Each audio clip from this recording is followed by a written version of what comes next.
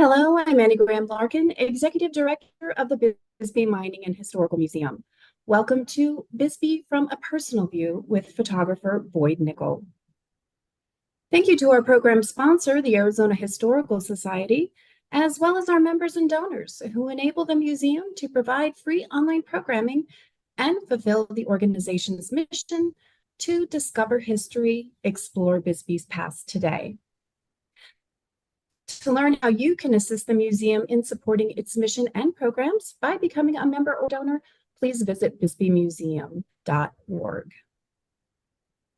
On Saturday, September 7th at 11 a.m., the museum will host the free online program Bisbee Noir with historian Tom Vaughan. Or for more information, please visit the Bisbee Mining and Historical Museum's Facebook page. And today and every Saturday at 2 p.m., the Bisbee Mining and Historical Museum offers the Stepping Back in Time walking tour with former museum curator and our speaker today, Boyd Nicholl. During this one-hour walking tour of the historic district, you will learn about the mining camp's rich history. Spaces are limited and reservations are recommended. To reserve your space, visit bisbeemuseum.org. All right. Boyd Nicholl, a longtime Bisbee resident, has created photographs for more than 50 years. Many years were spent with film, tripods, and various cameras, pursuing images mostly from the grand landscapes of Arizona. Then hours in the darkroom printing until final acceptance of an image. And 5 years ago, he was given a smartphone, and the whole order of his work changed dramatically.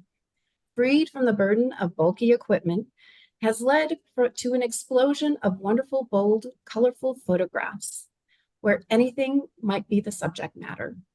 And examples of Boyd's work are currently on exhibit now through January 11th, 2025 at the Bisbee Mining and Historical Museum. Additionally, the works on display at the museum are also available for purchase. So after today's program, I recommend visiting the Bisbee Mining and Historical Museum to experience Boyd's work in person. And if you would like to ask questions during the program today, please type your questions in the Q&A chat box, and we'll gather those to share with Boyd after the presentation. Also, a link to the recording of today's program will be sent to all of our Zoom registrants later today. And with that, I'd like to welcome Boyd Nicholl. Thank you for joining us today, Boyd. Thank you for having me. I would like to say thank you to Annie Larkin and the Bisbee Mining Historical Museum for both the show and this opportunity to talk about my own work. I'll start out with kind of one of my favorite images of that comes from the French existentialist writer Albert Camus, where he said, "Art is the process of getting back to the image that got you started in the first place." And I have that image very much in my mind. I was about 12 years old, and I was up on Mount Lemmon outside of Tucson with my mother and my sister. It was one of those beautiful winter days with white snow and brilliant sun. And for some reason, I asked my mother if I could use her brownies to make a photograph. You know, the little brownie square things. And so I made a photograph with it of the trees and the snow. And I didn't think about too much about it until it came back from the drugstore. You remember when photographs went to the drugstore to get processed? I don't know where they went after the drugstore. Somebody else had to do it. But well, anyway, this photograph came back in that little envelope, and I opened it, and it was a perfect print with whites and blacks. And I have been chasing that photograph ever since. I was fortunate to go to a good high school in Tucson, which had a graphic arts department. So I started photography right from 9th grade all the way through. And then my first real job, which I got from help from my high school professor, Harry Goldstein, was I was staff photographer for the Arizona Daily Star. And I probably would have stayed there longer, but it had been for the Vietnam War, which forced me going back into college, which I don't. I graduated ultimately from the art department. I had a special degree all in special projects because they didn't have photography, but I had a good dean who would allow me to do it that way.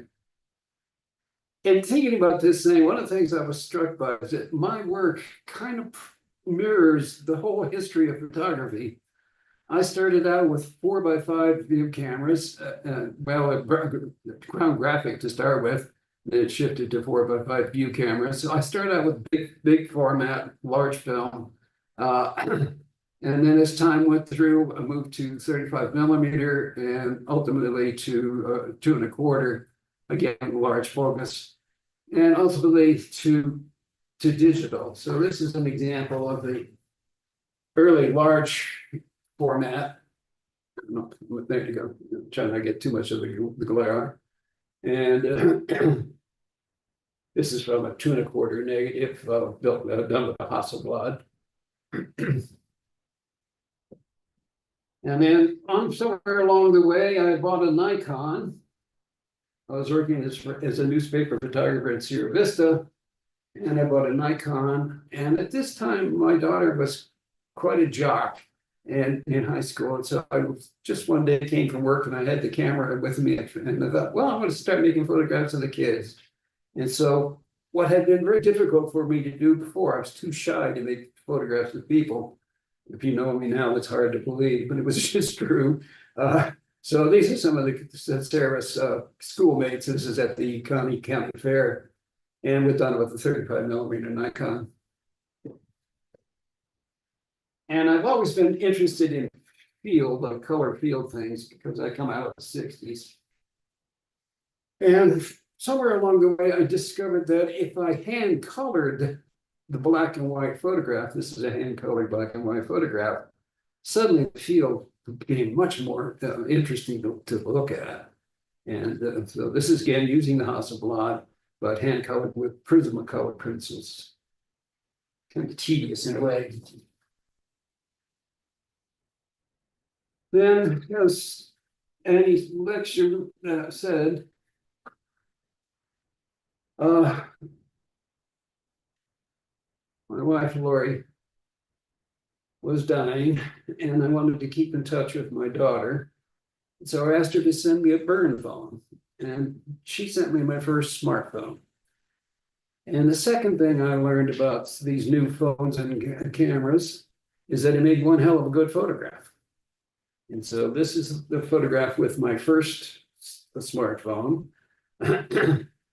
And as you can see, they're getting more and more abstract until today's most recent work right here is completely non-objective.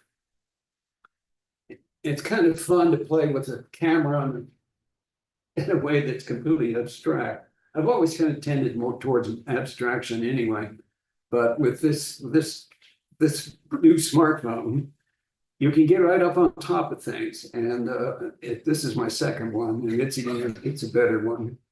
And I'm really much impressed with the work it does. It's changed my whole modus operandi. I no longer have the Hasselblad sits on the shelf, kind of forlorn. There's the tripod in the corner and the film bags. So eventually I'll probably go back into the darkroom. I still have a darkroom downstairs to my house, but I've not been in there recently for quite a while. This is too exciting, this new work. So I've not really wanted to speak about my work before, so this might be a little awkward, but let's just start. And I'll see if I can demonstrate what it is I think I'm looking at this particular image as I go along.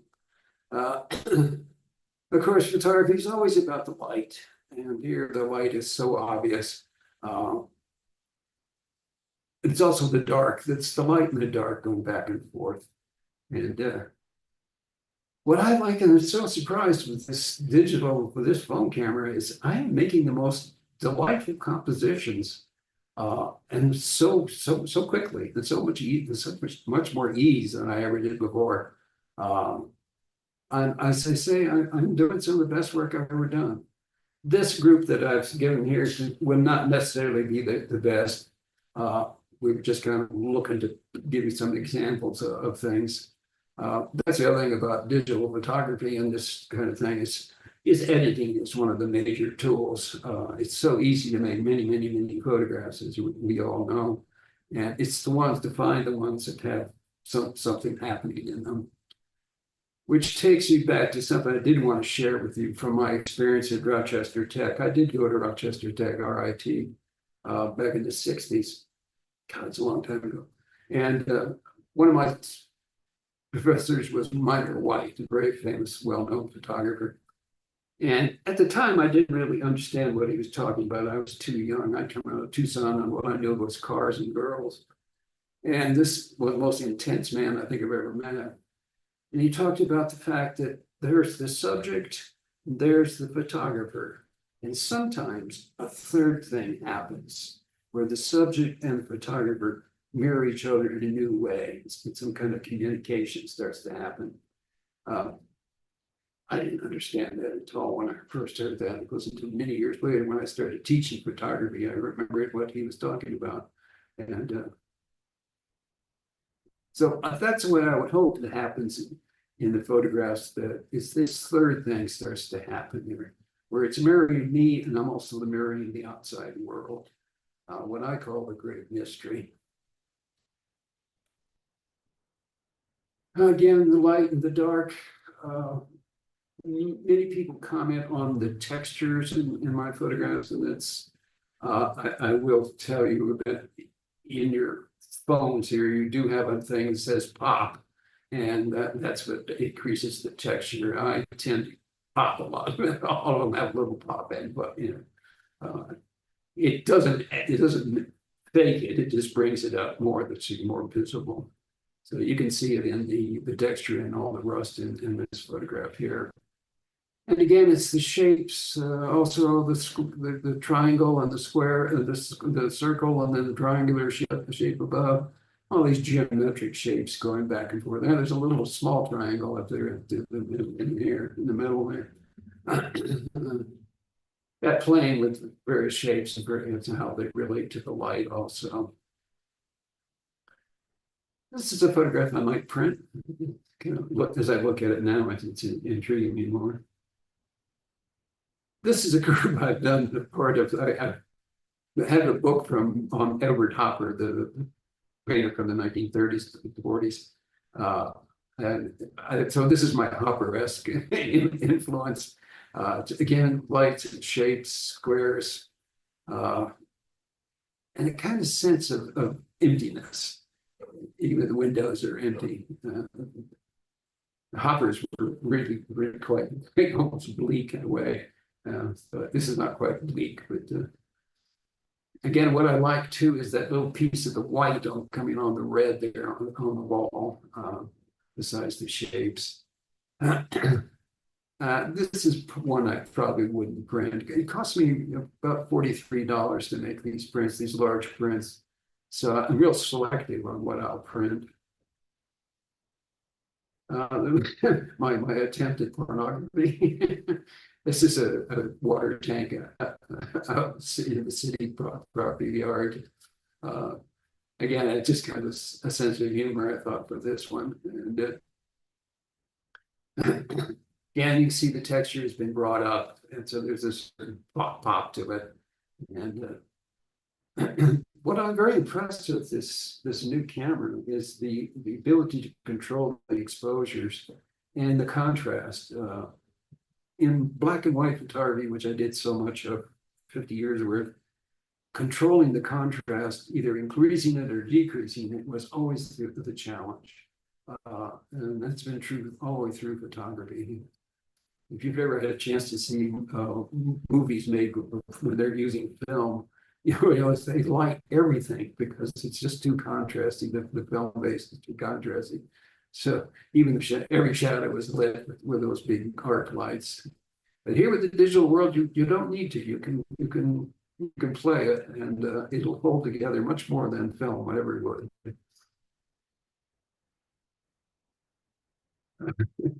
This is a kind of a raw photograph. I thought this is done in Tucson on the day when I'm visiting my friend Tom Miller, who was ill with Parkinson's, and so every time I would go see him, I would try to find something that was uplifting and show it to him. And so this is right in his neighborhood in Tucson. Again, I don't know if I would print this one. It was a kind of a personal hello for my friend Tom Miller, who has since gone from us now.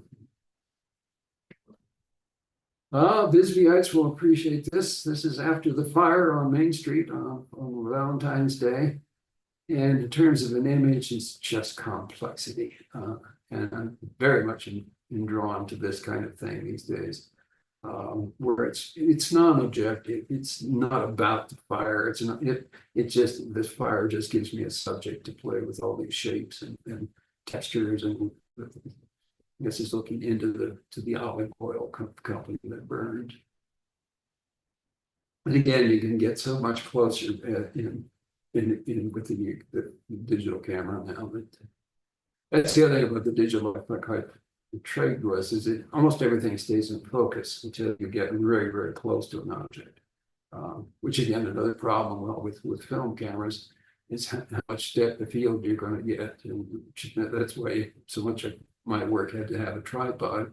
Because again, to keep the whole landscape in focus, I have to put the f-stop down at f32 or something. And that makes the shutter speed slow. So you don't have that problem with this digital thing.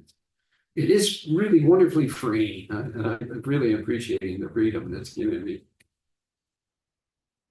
The other fun thing about the digital is, of course, what they call filters, and then you can turn them into black and white. And this is a black and white version of what was originally a color photograph. And it's, again, another disaster area, which is, it's really not what the subject is. Again, it's just shapes and again, textures. This is the fire up on Star Canyon. I like disasters. I've been finding lots of photographs of disasters. So this is another one there. And again, mostly shapes and textures. This is one I have printed. I think it's really quite a successful photograph. Again, it's really pretty abstract, but you can see things of what they are. But again, it's that inner relationship between the curlicue, the shadows, the little piece of grass on the step, and again the textures. A certain kind of mystery to that shadow. Where's that shadow coming from? This one I think has that kind of that thing I'm talking about with minor white, where something else has happened here. It's not just me, and it's not just the subject. It's a kind of created little space of its own, little piece of magic and mystery. Again, completely non-objective. Walls and paint things, peeling paint are grist for the mill now.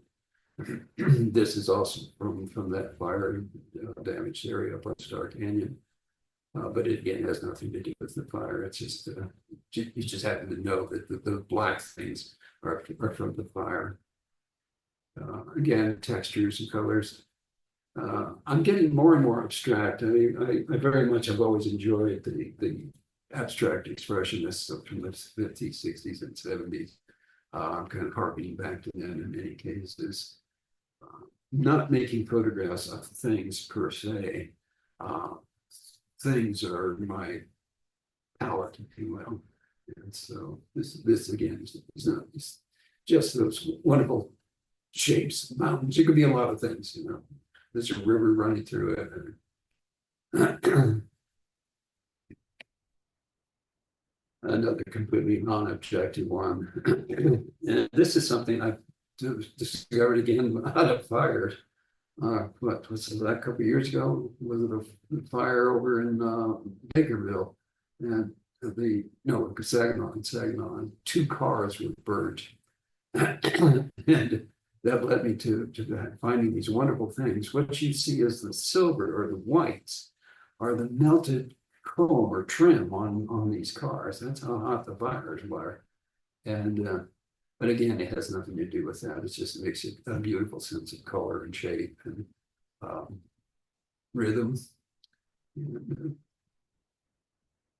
It's actually more difficult to make a non-objective photograph that really works to get the rhythm, the balance going. I don't know if this is one of my best ones, but I've got quite a few of them. This is one I have printed, and I appreciate it. Again, kind of the mystery of the shadows there. And again, it's abstract. It's just, you know, blue, red, pink colors. And then these odd shapes thrown in there, like this arced piece of metal.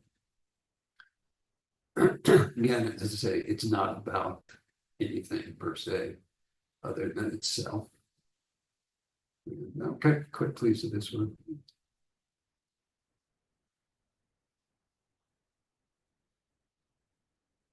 Another one from the bird car series. This is another bird car. And, again, it's just abstract shapes. And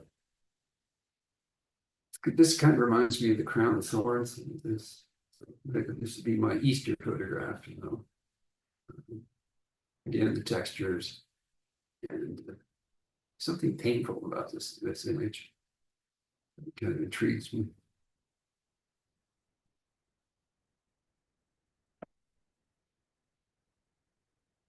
This is just for fun. This was the light coming through. This is the one of the boulders that the drilling people have done on, and so that hole that goes all the way through the rock.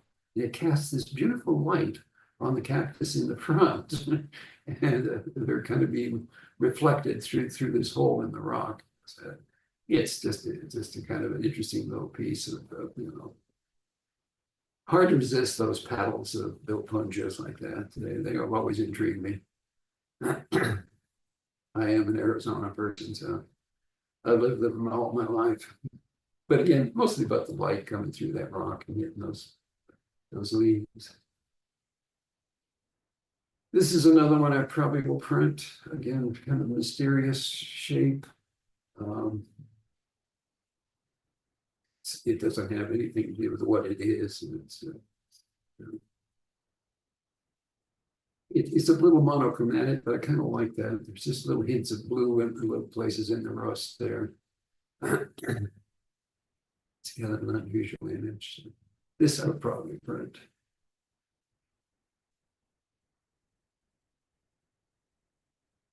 This is just for fun. I sent this to my daughter in Michigan. She complains that it's all gray in Michigan. So this is kind of walking down my stairs in the monsoon just a couple of weeks ago, and we have such beautiful clouds in the summertime here, and I've always photographed them black and white, and now with color and digital. They've always intrigued me. So this is just across, standing on my staircase, coming down to the street level, looking in towards the sky, monsoon clouds coming in.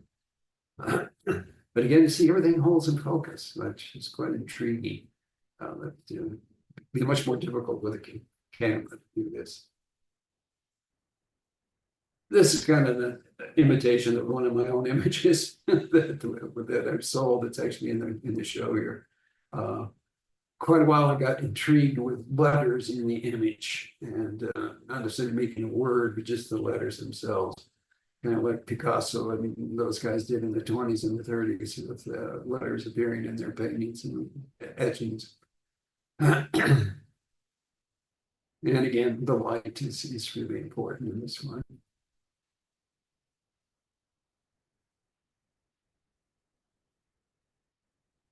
This is one I'm kind of pleased with too. It's a very simple photograph. And sometimes the simplicity is the best. This is at my friend Bruce's house. It's a sycamore tree, and just the little leaf and the little branch against the trunk like that. It's just kind of poignant. And you can see one of the little burr balls that sycamores have for seeds there too. Just against a wall. And again, the texture has been heightened to some extent, so that you can see the texture in the wall.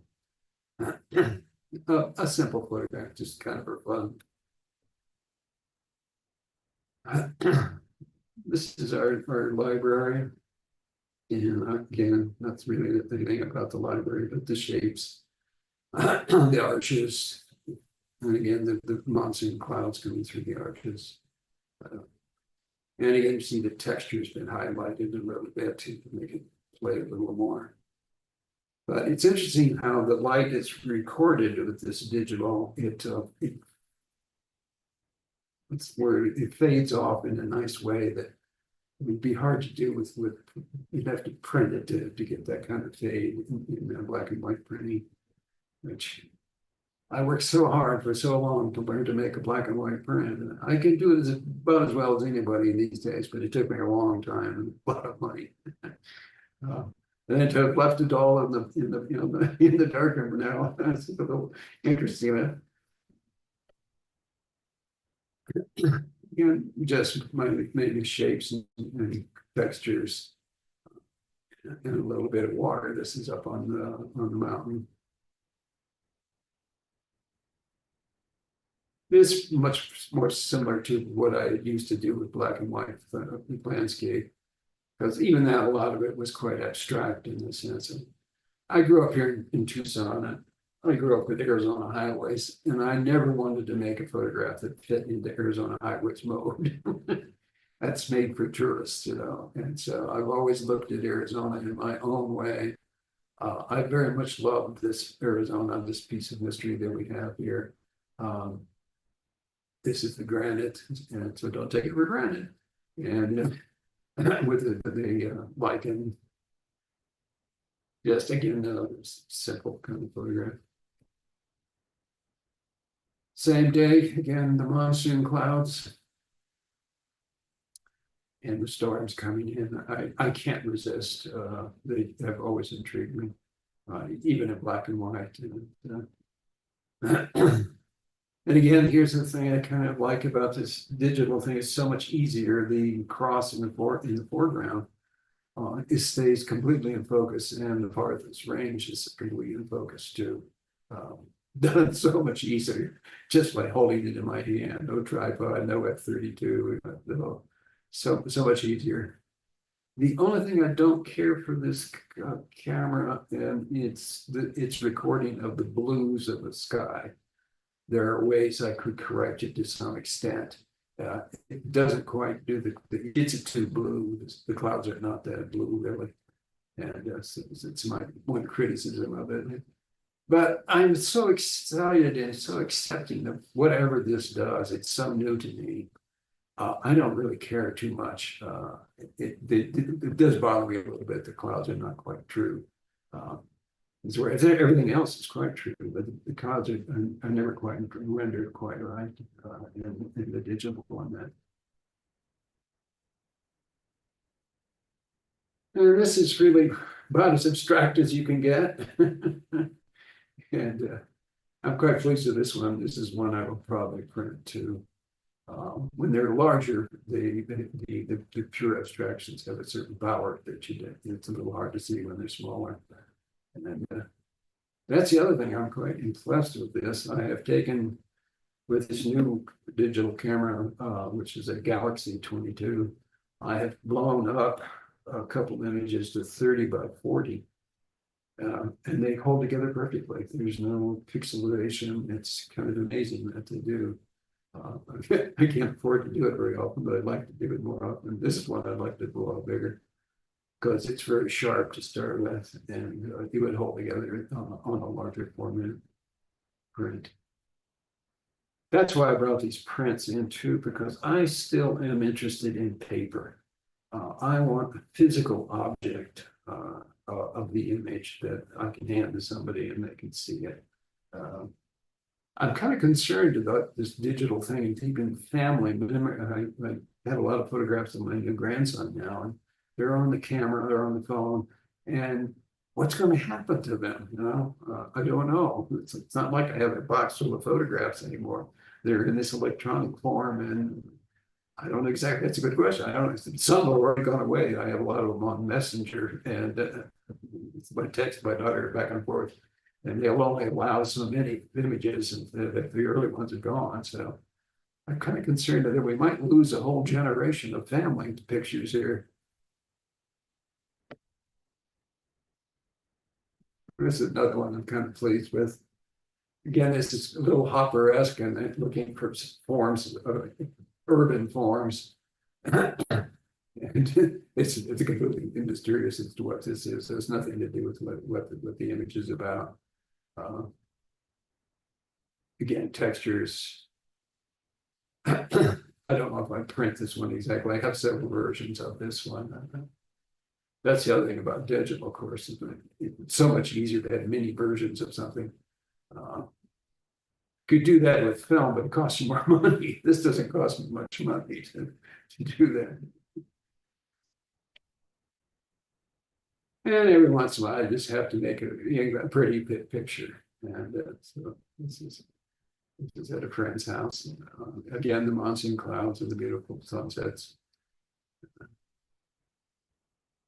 We're all suckers for that. We have such beautiful sunsets out here.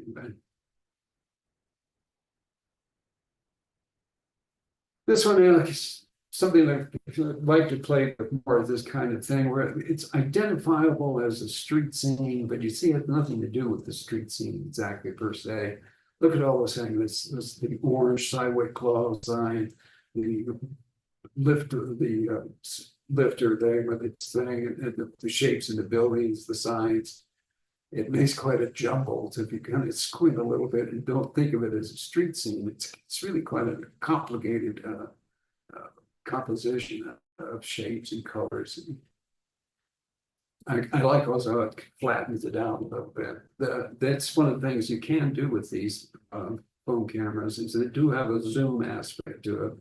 And like all zooms, as you zoom out, you're flattening the image. And so this is a zoomed image. You can see it sort of flattening it out. So it collapses the space somewhat, like all zooms do.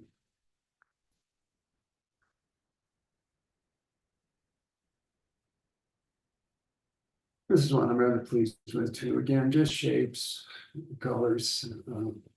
This is at Brett Weller's construction yard over in Lowell. It is one of my favorite places to photograph. Mr. Weller is a real materialist. He's always gathering stuff. So every time I go over there every other week or so, it's a completely new layer of stuff. And I just love photographing over there. I've had quite a few very successful photographs made in Brett Weller's yard, construction yard. And again, purely abstract shapes and things. It has nothing to do with what they are. I'm kind of pleased with them. I might print this one too.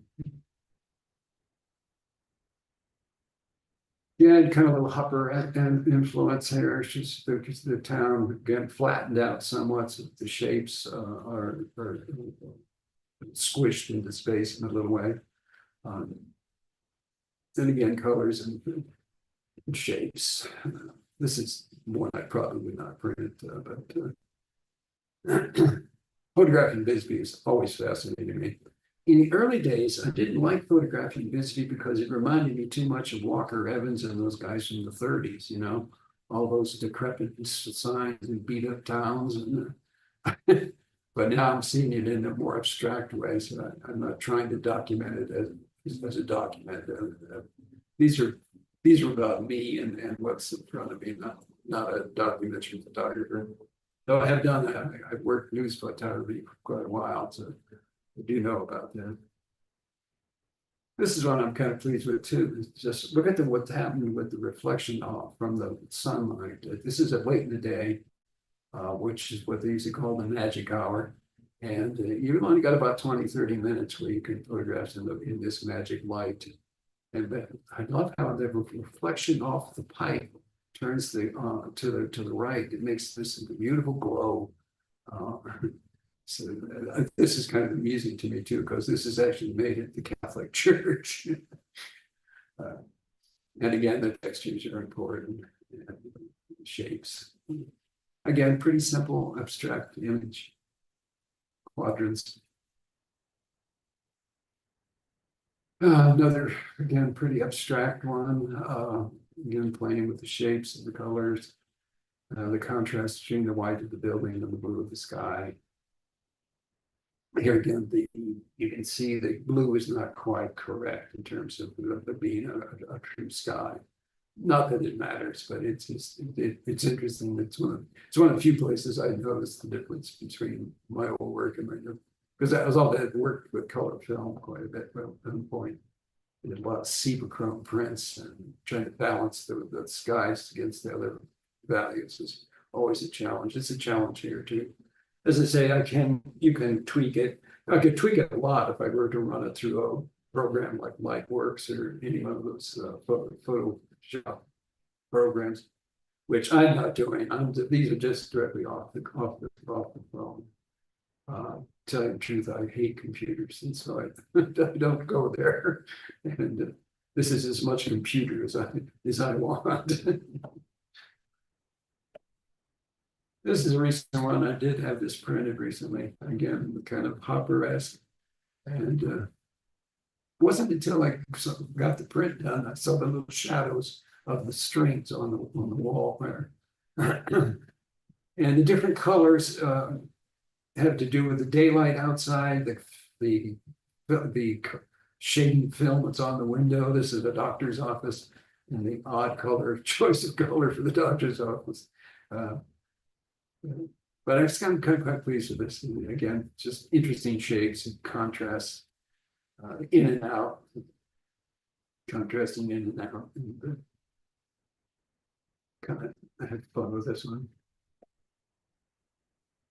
This is another one I will print. It's one of the few photographs of showing here doing it at night.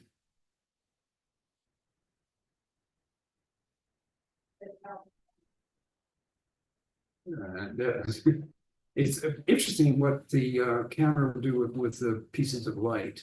Again, it's for me, this is all new, and it's interesting. So I think I will print this one, but you can see even at night that not everything stays in focus, and because of course it's got to open the f-stop as wide as it can to pick up the image. But even with that out of focus, I wouldn't mind. As I say, I'm so pleased with how these look and the whole direction of color and texture and everything. I just accept whatever they are. As I say, my main tool is editing. And there we are, full circle back. So I hope you enjoyed that. This is my life. It continues to be my life. I've been doing this since I was 12 years old. And it's sort of fun at this age to be making my best work. I'm really proud of it. And I have several shows up. I'm in the gallery on Main Street. I've been to Bisbee. I've been in Bisbee 46 years. I'm now finally on Main Street. And I'm at 40 Main with Jonah Havan and also the show here at the museum currently. And hopefully some ones in the future. Well, Annie, that's it for me, I think. All right. Thank you so much, Boyd. It's wonderful to see such an array of your work. Truly appreciate it. We did not have the opportunity earlier. I'm going to stop sharing your screen. We didn't have the opportunity earlier to really see the photographs that you were showing by hand in large screen. And I was wondering if you might share those with our audience again.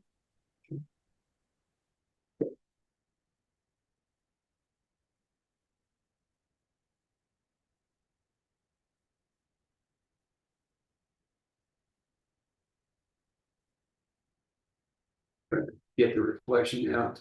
This is a 2¼ negative, and as you can see, quite contrasting black and white photograph, and again, very abstract. So the abstraction is not new to me with the digital camera. This is part of a series I did from the Radisson Hotel. The family, every time I went to Tucson, we stayed at the Radisson Hotel. I did a lot of photographs looking down from the various balconies at the Radisson Hotel. This is one of them.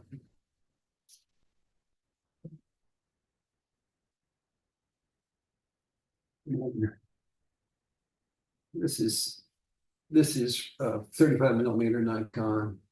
and at the county fair, and that's one of my daughter's best friends at the time. And I had a lot of fun with the one of the things I learned was I was using a 35 millimeter lens on a 35 millimeter camera, that it's wide angle enough that when you point it, people think I'm pointing at the Ferris wheels, and they don't realize that I'm also photographing them on the left-hand corner. Though I think Tasha kind of realized what was going on. I photographed them all quite a bit. That's 35 millimeter.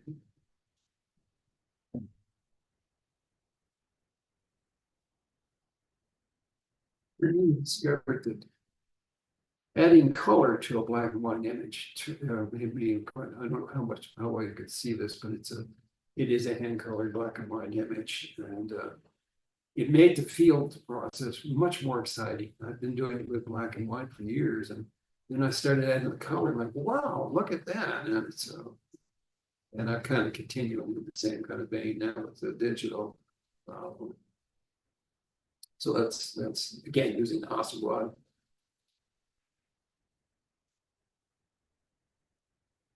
This is with my first smartphone, and it's an image I'm quite pleased with. Again, very abstract, but really quite lovely. I think this is, if you want to know what this is Ralph and Barbara's grocery store up on the Gulch. Again, it has nothing to do with that, but and then it's gotten even considerably more abstract. And this is a recent print, and I'm quite pleased with this one too. And it's kind of mural-like almost in that sense. I'm not ashamed to say I look at painters and enjoy what painters have taught me, and they've taught me a lot. And, so this is one of my newest. This is the newest photo, one of my newest ones there. So, as I say, this cost me $43 for each print, so I definitely have to do the editing. There you go, Annie. Well, thank you, Boyd. We do have some questions. So what inspires you to capture an image of a place or an object?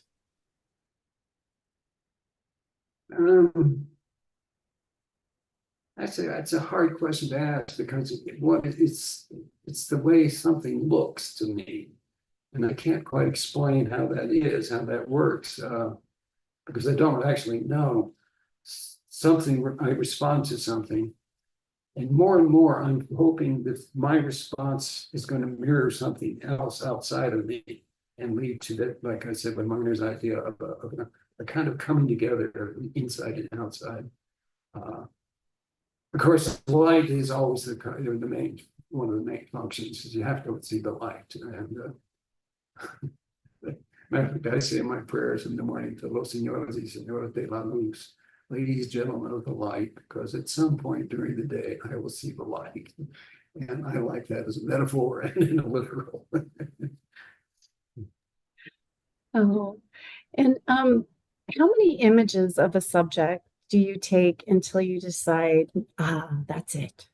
Yeah, that's a question people have always asked, and all of us photographers really have done this a lot.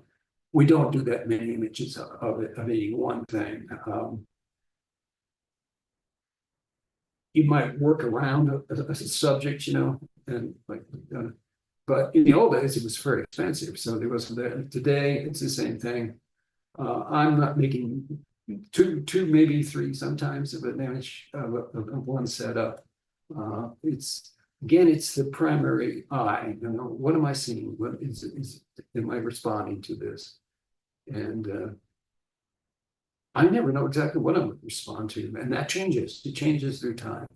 But it also changes what I'm thinking of or working with. Like getting a book on Hopper's paintings. They a whole series about urban situations and trying to get that sense of shapes stacked up on each other in the light. Again, always the light. And do you use film at all anymore, or are you strictly digital now? I'm strictly digital now. I did a roll of film. Some friends of mine last year took me to White Sands, and I thought, I've got to take the camera for that. And I got the Hasselblad out and a tripod and a roll of Tri-X film. And I photographed it, and I still haven't done with it. It's still sitting in the darkroom. I will develop it one of these days. Now, I've just gone totally digital. And lastly, you don't own a PC. I don't know if people realize you don't own a computer. So all of your digital editing happens on the small screen on the cell phone, taking, editing, deciding what to print. Yes. Is that a challenge in and of itself? No, I don't think so. I don't think so. I do sometimes when I blow them up, like I said, with that one from the doctor's office, you guys said we could see the shadows. I have another one where it's a reflective surface, and I didn't notice it until I had it printed. Well, there's me in the I'm reflecting over here in the right-hand corner as a photographer. So no, as I say, I accept what it is for what it is. Oh, well, fantastic. Thank you, Boyd, for a program that was just outstanding. I truly enjoyed looking at your work. And of course, our audience has the opportunity to see your work here at the museum in your exhibit, Bisbee from a Personal View. It is on display now at the museum through January 11th, 2025. But thank you so much, Boyd, for sharing your work and your time with our audience today. Thank you very much. Appreciate it. And thanks to our audience for joining us. Please be sure to join us again on September 7th for our next online program with historian Tom Vaughan. Take care, everyone. Bye.